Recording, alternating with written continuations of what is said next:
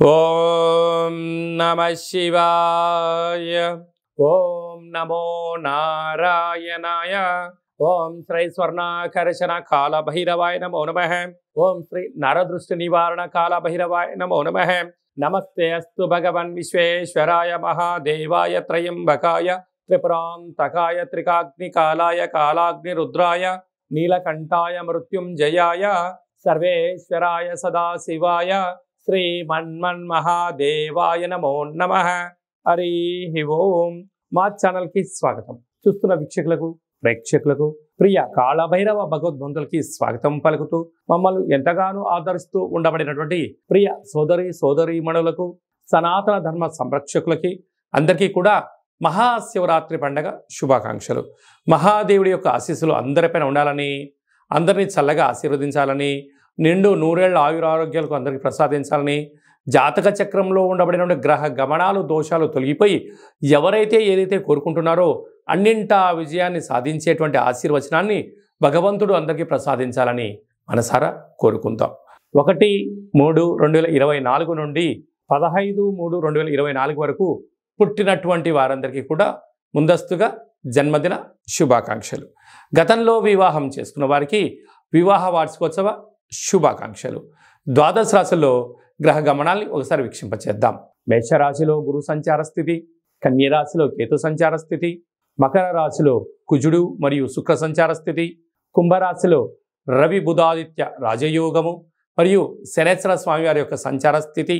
ఏడాది తర్వాత రవి భగవానుడు కుంభరాశిలో సంచారము, 30 సంవత్సరాల తర్వాత శని భగవాని చేత రవి తన స్వక్షేత్రమైనటువంటి శని భగవాన్తో కలిసి సంచారం చేయడము ఇది ఒక యోగదాయకం అని చెప్పి గమనించగలగాలి.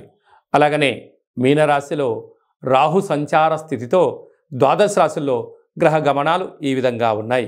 8వ తారీఖున బుధ భగవానుడు మీనరాశిలోకి సంచారము, 9వ తారీఖున శుక్ర భగవానుడు కుంభరాశిలోకి సంచార స్థితి, 15వ తారీఖున రవి భగవానుడు మీనరాశిలోకి సంచార స్థితితో ద్వాదశ రాశుల్లో గ్రహ గమనాలు ఈ విధంగా ఉన్నాయి. వృషభ రాశి వారు మహాశివరాత్రి సందర్భంగా, ఆదివారం అమావాస్య సందర్భంగా ఎలాంటి విధి విధానాలు పాటించాలో ఈ వీడియోలో సవివరంగా సంపూర్ణంగా తెలుసుకుందాం. వృషభ రాశిలో ఏ నక్షత్రాలు వస్తనగా కృతికా నక్షత్రంలోని 2, 3, 4 పాదాలు, రోహిణి నక్షత్రంలోని 4 పాదాలు, మృగశిర నక్షత్రంలోని 1, 2 పాదాలను కలిపితే వృషభ రాశి. అలాగే చాలామందికి పుట్టినటువంటి కాల సమయంలో డేటా ఆఫ్ బర్త్లు లేనటువంటి కారణం వలన పేరు యొక్క మొదటి అక్షరాన్ని అనుసరిస్తూ ఆ రాశిని తెలుసుకునే ప్రయత్నం చేద్దాం. ఈ, ఉ, ఏ, ఓ, వా, వి, ఉ, వే, ఓ అక్షరాల వారందరూ వృషభ రాశి జాతకులే. వృషభ రాశి యొక్క అధిపతి శుక్రుడు.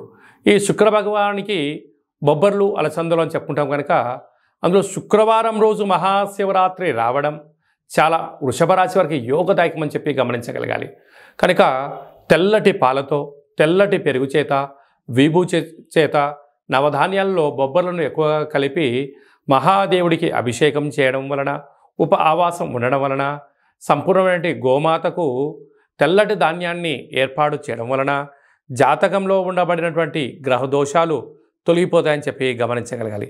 పంచమ స్థానంలో ఉండబడిన కేతువు, భాగ్యంలో ఉండబడిన కుజ శుక్ర సంచార స్థితి, రాజ్యస్థానంలో ఉండబడిన రవి బుధ శని సంచార స్థితి, లాభస్థానంలో రాహు, వ్యయంలో గురు సంచార స్థితి ఉండబడినప్పుడు స్వల్పమైనటువంటి ఆటంకాలు, ఇబ్బందులని అధిగమించే ప్రయత్నం చేయడం జరుగుతుంది.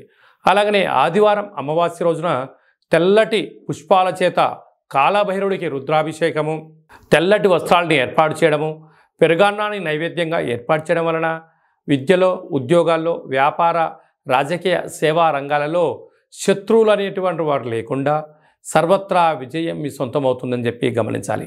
స్వయం వృత్తుల వాళ్ళు, సేవా రంగాల వాళ్ళు, వ్యాపారులు, వ్యవసాయ సోదరీమణులు, అలాగే ఫ్యాక్టరీలలో పనిచేసేటువంటి వారందరూ కూడా స్వయం వృత్తుల వారందరికీ ఇది చాలా యోగదాయకం అని చెప్పి గమనించాలి.